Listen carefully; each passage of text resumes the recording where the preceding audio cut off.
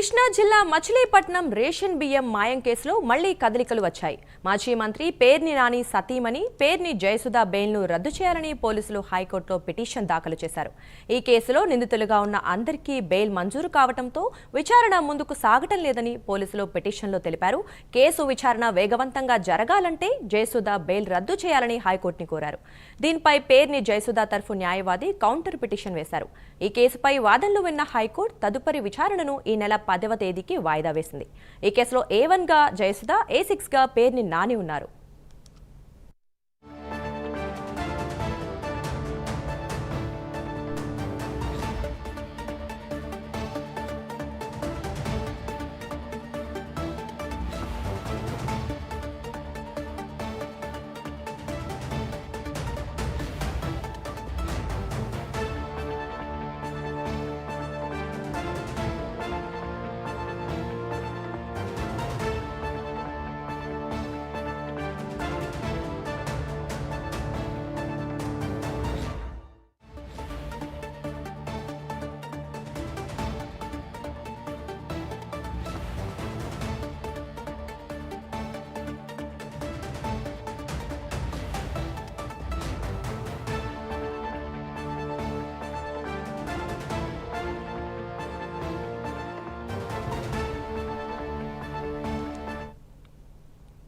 కృష్ణా జిల్లా మచిలీపట్నం రేషన్ బియ్యం మాయం కేసులో మళ్లీ కదలికలు వచ్చాయి. మాజీ మంత్రి పేర్ని నాని సతీమణి పేర్ని జయసుధ బెయిల్ను రద్దు చేయాలని పోలీసులు హైకోర్టులో పిటిషన్ దాఖలు చేశారు.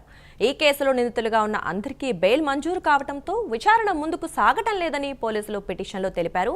కేసు విచారణ వేగవంతంగా జరగాలంటే జయసుధ బెయిల్ రద్దు చేయాలని హైకోర్టుని కోరారు.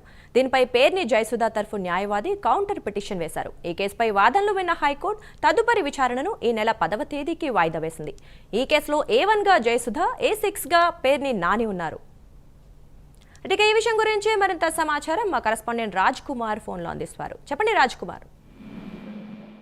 దుర్గా, ముఖ్యంగా కృష్ణా జిల్లా మచిలీపట్నం నియోజకవర్గంలో ఒకసారిగా రేషన్ బియ్యం మాయం కేసుకి సంబంధించి కూడా కదలికలు మళ్ళీ కూడా కనపడినట్లు తెలుస్తా ఉంది. ఈ కేసుకి సంబంధించి కూడా మాజీ మంత్రి పేర్ని నాని సతీమణి జయసుధ బెయిల్ ను కూడా రద్దు చేయాలనేది మచిలీపట్నానికి సంబంధించి ఆర్పేట పోలీసులు హైకోర్టులో పిటిషన్ దాఖలు చేశారు. ఈ పిటిషన్ కి సంబంధించి కూడా హైకోర్టు ఈ పిటిషన్ విచారణకు అయితే స్వీకరించింది. దీనికి సంబంధించి ఏదైతే మచిలీపట్నం ఏదైతే గోడాన్లో 3000 బస్తాల రేషన్ గతంలో మాయమైనటువంటి ఆరోపణలు గతంలో వీరందరూ కూడా దాదాపుగా కనపడకుండా వెళ్ళిపోయినటువంటి పరిస్థితులు ఉన్నటువంటి నేపథ్యంలో A1 గా పేర్ని నాని కూడా ఉన్నారు.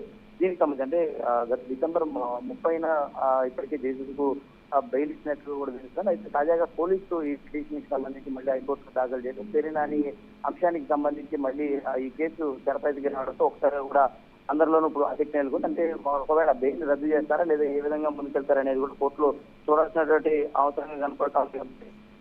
మరి కోర్టు ఎలాంటి విధానంలో ముందుకెళ్తుంది అనేది కూడా చూడాల్సినటువంటి అంశం ఉంది. Durga, thank you Raj Kumar.